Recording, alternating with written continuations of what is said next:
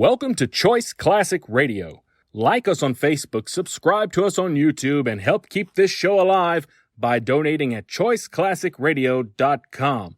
For more of your favorite old-time radio shows, join us on our companion podcast, Choice Classic Radio, Mystery, Suspense, Dramas, and Horrors, where we bring to you the most mysterious tales that the golden age of radio had to offer. And now, with 116 episodes made, broadcasting from 1949 to 1953, we bring to you Richard Diamond, Private Detective.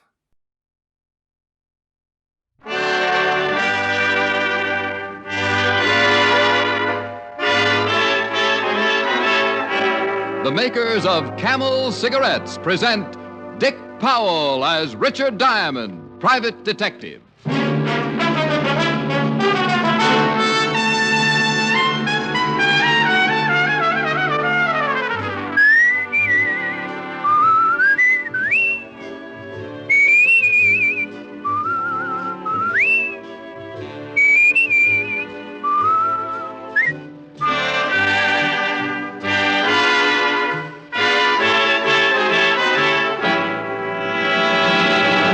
How mild can a cigarette be? Martha Tilton knows. Ezio Pinza knows. Vaughn Monroe knows. Yes, so many stars whose voices are their fortunes know it's Camels for mildness.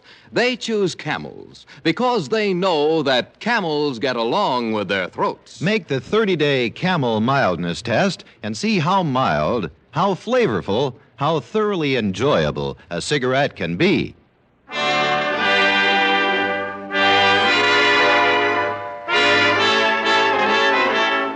Here transcribed is Richard Diamond, Private Detective, starring Dick Powell. Mr.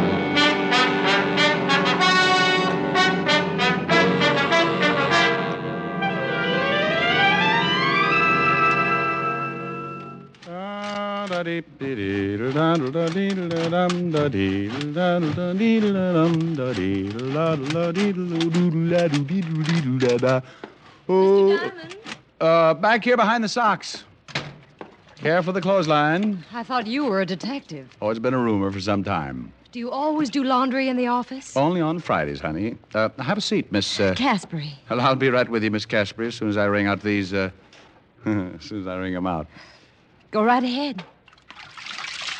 There. Mm-hmm.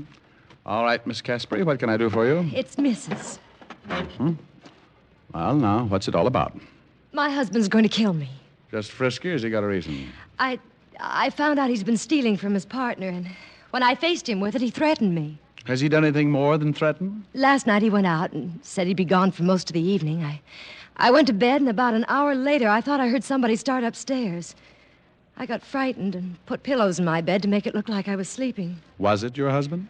I hid in my dressing room and watched, and then the door opened. It was too dark to tell, but I'm sure it was Phil. He came in and had a knife, and he jabbed the pillow several times before he realized it wasn't a real body. Couldn't he see? What do you mean? Well, there's some things a guy remembers. Even if you slept in a diving suit, you'd have a hard time hiding them. I like lots of covers. Yeah. Now, you said Phil. Is your husband Phil Caspary, the gambler? Yes, he and Max Bruno are in business together. Yeah, I know. The Rooftop Club. An iron claw with a cover charge. This morning, Phil said he was going away on a business trip, but I don't believe him. I'm afraid he's going to try killing me again. I want you to come around about 8 and protect me. Here's $100. That should cover it. Well, thanks. We might be up late. Maybe I should bring a good book. You'll strain your eyes. I like dark rooms.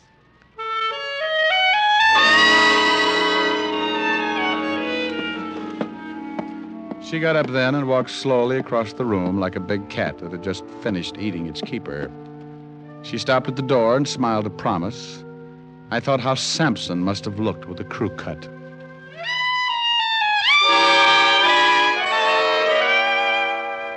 Around 1, I stopped in at the corner of 51st and Broadway for a bite of lunch. I killed part of the afternoon at the newspaper morgue, looking up the past files of one Phil Caspary. No convictions, but a bundle of arrests. The partnership with Max Bruno had earned some big type from time to time, and it seemed that Mr. Caspary's partner, Max, was quite a favorite with the local authorities. They'd nailed him twice. The first time, Uncle Sam sent him away for missing too many March 15ths. The second was when I remembered. A rookie cop caught him with a gun. The parole board said shame and sent him up for the rest of the stretch. I went back to the apartment, dressed, and by 8 o'clock I was ringing Mrs. Caspary's doorbell.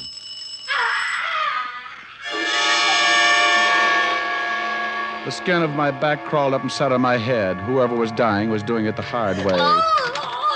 The door was locked, so I gave it the benefit of one of my shoulders. It was one of those heavy panel jobs with a will of its own, but finally the hinges got tired and gave up. I stumbled into the living room and came up with my .38. The screams had stopped, and I knew the only reason she had given up yelling was because she'd given up living. She was sprawled on the bed, but she didn't look anything like she had that afternoon. The killer had made sure of that. He'd used a knife. And no, she just didn't look like anything. I took a quick look around, found no one, so headed for the phone on the nightstand to call homicide. He must have been standing behind the door. When I turned, he gave it to me. Oh! He used something heavy enough to split a block of cement. It caught me across the nose, and I went down like an express elevator. While I was thinking the floor looked silly trying to be a funnel, he nailed me again. Oh, and this time he pushed back the ceiling and let the night in.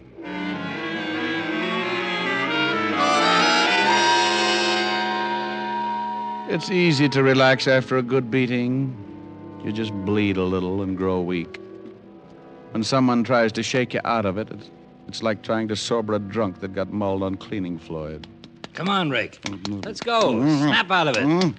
Oh. Come on, kid. You're a mess. Oh, I'm stuck in the confetti. Oh, yeah. We have a party or something? Yeah, it looks that way. Wake up, you're still running around with the squirrels. Oh, my. Take a look at that bed, Walt. If I appear untidy, it makes up for things. We cleaned it off. Now try and sit up. The ambulance will be here in a minute. Oh, well, get me a bat, will you? If I can find the guy who crowned me, I'll give you another customer. We got him outside, but I can't say I blame him. Who you got? Caspary. He says you knocked off his wife. What? He called us, said he came home, found the body, and found you tiptoeing through the corpses. Yeah?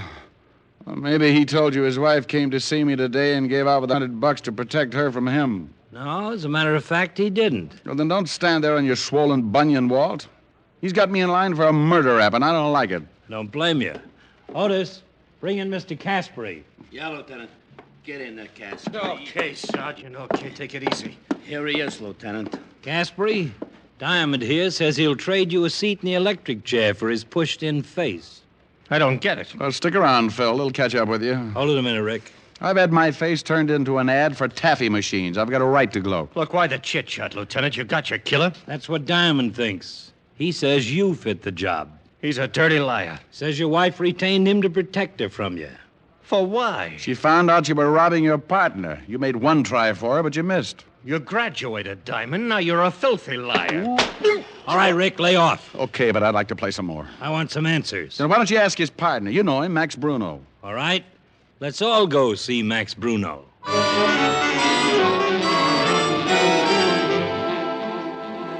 A prowl car on Park Avenue is as conspicuous as an outside shower at a girls' camp.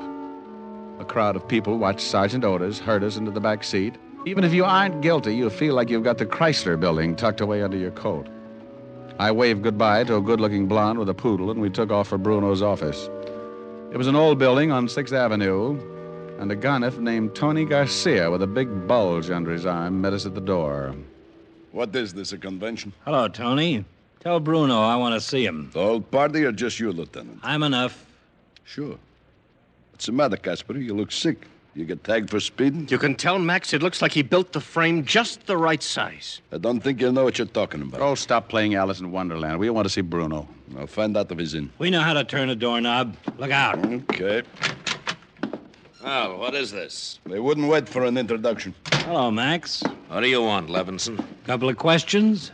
You in some kind of trouble, Caspary? What do you think? What are you getting rough with me for? Oh, you dirty double-cross... Shut up. Well, what's eating you, Diamond? Well, that's a good one. Now, look. You look, Max. You keep your mouth shut, Caspary. Not when I'm being framed. I'm going to yell my head off. Framed. Don't know nothing about it, huh, Max? I don't know what you're talking about. What is this? You framed me with that killing. Killing? Don't come on with that bit. You know what I'm talking about. Take Caspary in the hall, Otis. Yes, sir. Come on, Caspary. I'll get you for this, Max. So help me. Come on, you. Will somebody tell me what's going on Fucking here? liar. I swear to you, if it's the last thing I do, I'll get... What's happened to him? Max, you don't know? How am I supposed to know? Guess? Somebody just killed his wife. Tony, Yeah, boss. wait in the hall. Yeah, boss. Caspary knocked off his wife, huh? Well, he didn't say it was Caspary. Look, Caspary's my partner. At least he was. You split? Yeah, a couple of days ago. Why? I've been checking for a couple of weeks. Caspary's been holding out on the take. How'd you find out? His wife called me and told me. Oh, really? Wonder why a wife would incriminate her husband like that. Yeah, she was scared stiff. She found out what he was doing, and he told her he'd kill her. So she didn't know what to do. She called me. You knew her pretty well, huh? Not too well. She figured I could give her protection. I told her to see you, Diamond. Well, now, that was very nice of you, but what did you do about Caspary when you found out he was robbing you? Told him to get out, have the money back by tomorrow morning. You tell him his wife tipped you about him? Are you crazy? Of course not. Said I'd been checking on him for a long time, that the books didn't tally. And what did he say? He said he didn't do it. What'd you expect him to say? Well, are your books short? 200,000 worth. Okay, Max. We'll be talking to you. Wife's dead, huh? About as dead as she can get. See you around. Yeah.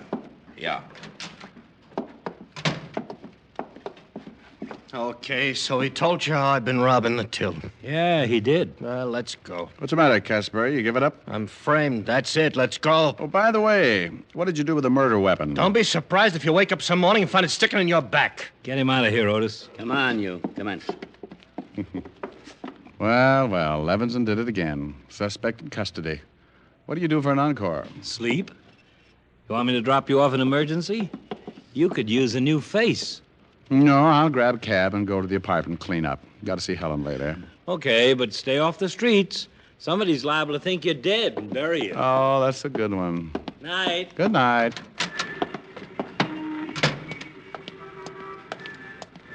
Hey, cabby. Yeah? Where to, Mac? Holy yike. What's the matter? Oh, don't scare me like that. I got a nervous stomach. Well, they could sell your face for 60 cents a pound. Okay, so good housekeeping shuns me. 553 East 51st and step on it. What are you rolling the window down for? I want to see if it's still bleeding out.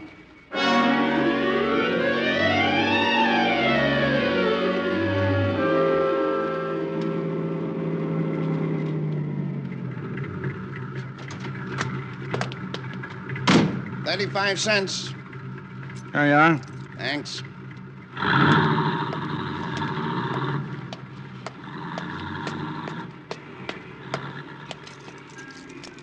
Let's take a ride instead. What? Don't move. Hey, what's going on? I told you we're gonna take a ride. The gun in my back I don't recognize, but you should have worn your other head, Tony. Move. Okay. What's the matter? Doesn't Max give you enough to eat? That's because I don't think you're funny. All right. You're Tony Garcia and you make people bleed. Right, boy. Hold it. Now get in the car. You're bending the suit. Get in! You drive. Okay, but I'm a better pedestrian. Where to? Washington Bridge. I don't swim any better than I drive. You won't have to. You're out for high diving. Get going.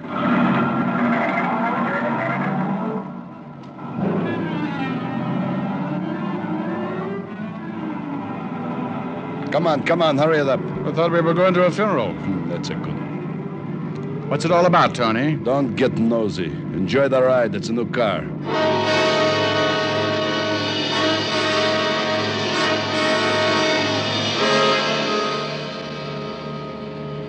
We rode like that.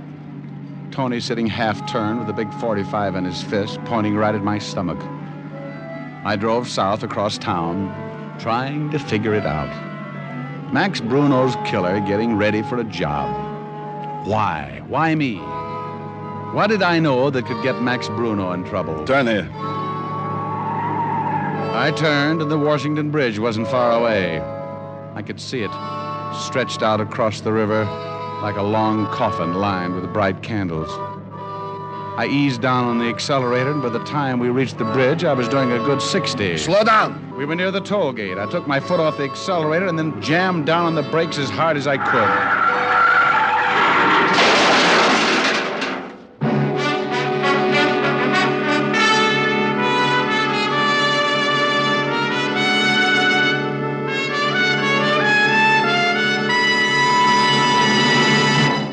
Before we continue with Richard Diamond, private detective, here are a few words about smoking enjoyment. You know, smoking is a day-in, day-out pleasure. We like each cigarette to taste as good as the one before. And we like the cigarette we smoke to be mild, to get along with our throats for a good long time. So it's good sense to test a cigarette over a period of time, not just a puff of this cigarette or a sniff of that. Yes, make the sensible cigarette test, the thorough test. Smoke only Camels for 30 days as you normally smoke, and you'll see how rich and flavorful Camels are, pack after pack. You'll see how mild Camels are, week after week. In a coast-to-coast test of hundreds of people who smoked only Camels for 30 days, noted throat specialists reported not one single case of throat irritation due to smoking Camels. That's real proof of cigarette mildness. Make your own Camel 30-day test, the sensible test, and see for yourself why more people smoke Camels than any other cigarette. How mild, how mild, how mild, how mild can a cigarette be? Make the Camel 30-day test and you'll see. Smoke Camels and see. And now back to Richard Diamond, Private Detective, starring Dick Powell.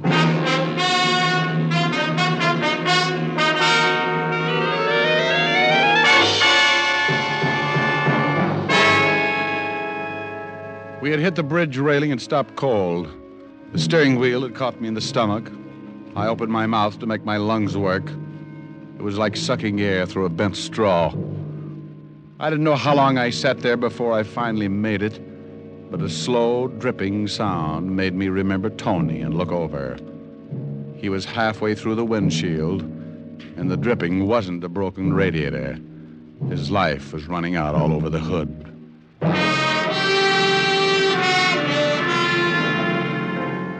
I got out of the car before the guards got to it. I had to have time to figure the whole thing out, and I didn't want to hang around for a lot of long explanations. I walked until I lost the crowd that was collecting. I took in long breaths of fresh air until my head cleared, then spotted an empty cab heading back to town, flagged it, gave the cabbie the address of the rooftop club. I needed answers, and the best person to give them to me was Max Bruno. Late edition, get your late edition here. Read all about it. Read all about the Caspary murder. Woman found dead in her apartment. Husband held for murder. Hey, boy, paper. Yes, sir. Gee, what happened to your face? I shaved with a rake. Yeah? Gee, that's pretty funny. Holy. What's the matter? This picture. That's the dame was knocked off tonight. Caspary dame. Oh, so that's it. Huh? Here's $1, thanks. Wow. Take my advice, mister. See your analyst. You'll get rid of them bells.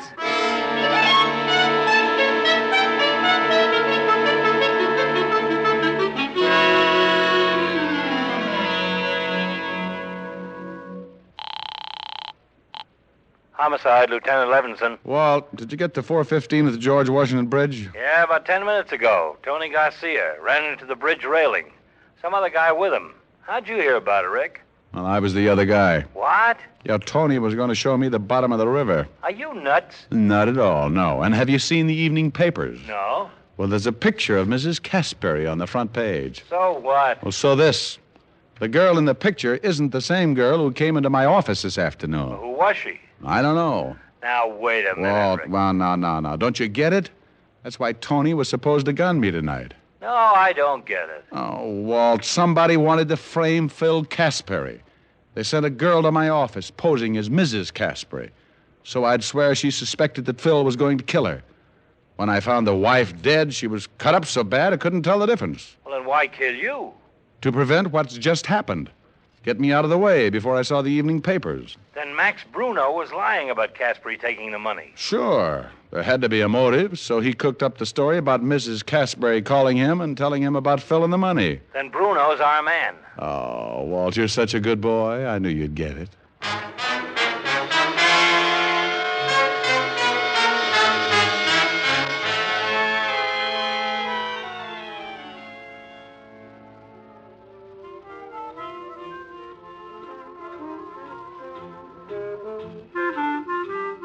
Check your hat, sir? Maybe I'd better throw it in the door first. Give me a pack of Camels. Yes, sir. Who's running the place for Mr. Bruno? Mr. Caspary, but he isn't in yet. Depends on what you're talking about. How's the floor show? It's all right if you got an imagination. You know, you better keep moving. You'll catch cold in that getup. Oh, well, don't let it fool you. The bustle's really a hot water bottle. I went in and sat at the bar. The dance floor was in the other room, but you could see it through the long glass windows. I was sitting there trying to figure my next move when the floor show started.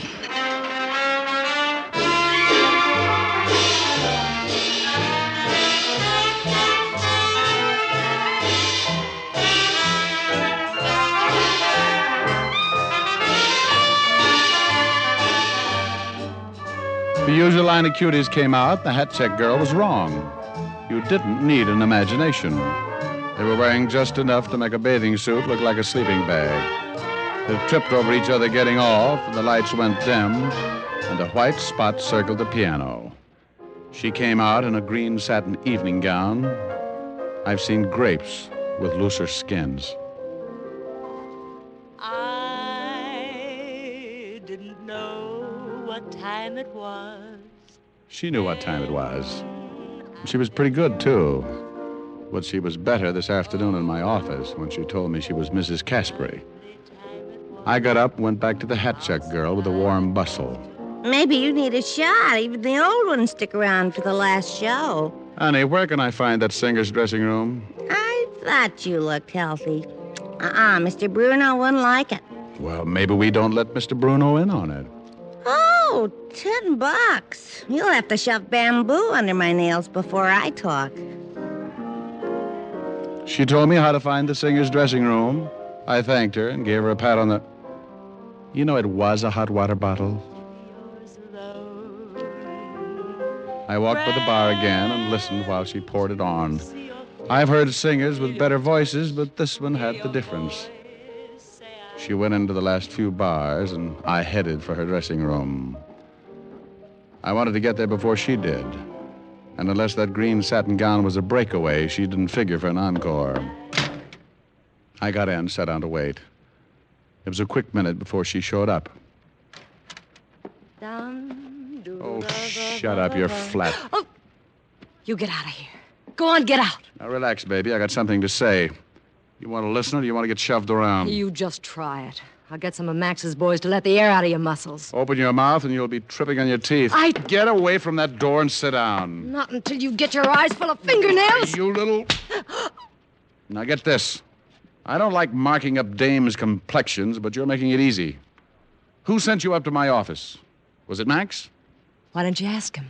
He's good at answers. Oh, so was his boy, Tony. He got dead trying to figure it out. Maybe you'd like to guess. Wait a minute, Diamond. One scream from me, and everybody in the joint will be in here on your back. Honey, if you open your mouth, I'll shove your foot in it. If I tell you, do I get squared with the law? You're an accessory before the fact. I can only give you a head start. Just give me long enough to find a healthy climate. Now, you're killing time. Come on. I want to know who built you up to fit Mrs. Caspary. Was it Max Bruno? All right. It was Max. Phil found out he was holding out in the gambling take. So he dissolves the partnership by killing Mrs. Caspary, making Phil the patsy. Neat, huh? Yeah, like a sack full of brains.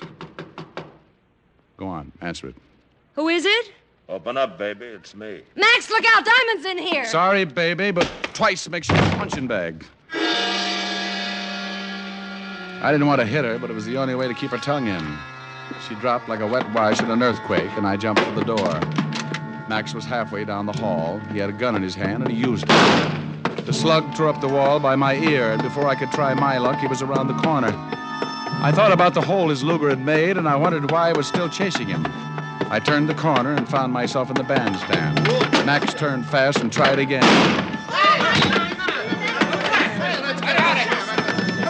I was across the crowded dance floor when the panic busted loose. What's going on here? I shoved aside a drunk who thought it was the 4th of July and went through the bar like I needed the exercise. That man's got a gun! Your own. Max was nearly to the front door when he turned around for another shot at me. He didn't see the little hat-check girl standing behind me with her arms full of coats. He backed right into her, and they both went down together. Max stumbled up, tangled, and an assorted wardrobe. He squeezed first, but he was wearing too many coats, and he missed again. I didn't miss. Max doubled up like a tired ice bag and got himself a face full of carpet. He was pretty dead. The hat-check girl looked at me for a minute, then leaned over to Max. She said something that endeared her to me forever. Check your gun, Mr. Bruno.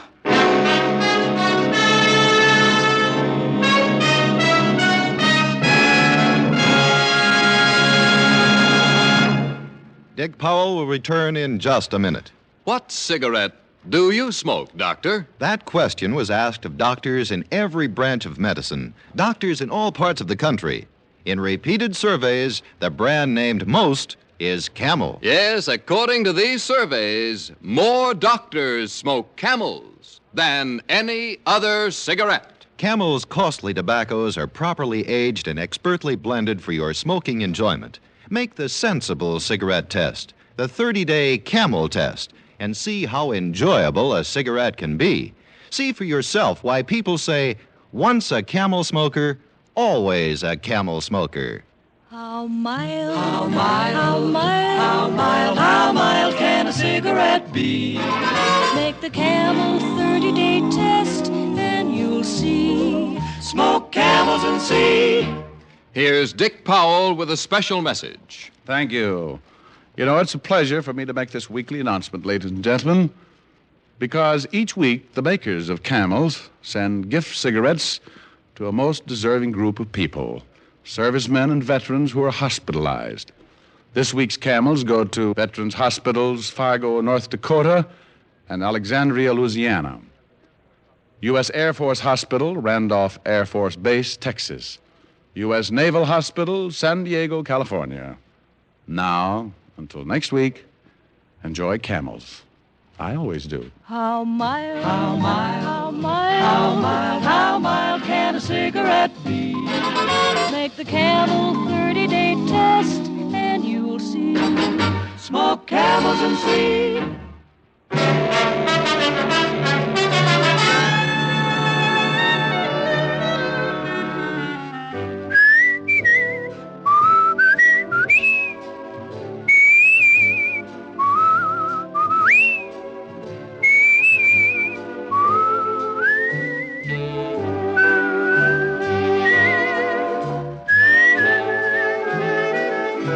Tonight's adventure of Richard Diamond, starring Dick Powell, was written by Blake Edwards with music by Frank Worth.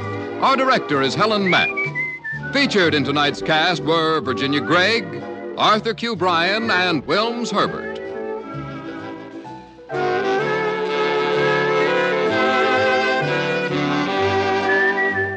Men, whether you buy the handy pocket tin or the big 1-pound tin of Prince Albert, you're in for real smoking joy. PA's Choice Tobacco has a rich taste and delightful natural aroma. It's specially treated to ensure against tongue bite, and it's crimp cut for smooth, even, cool smoking. Get Prince Albert, the National Joy Smoke, America's largest selling smoking tobacco.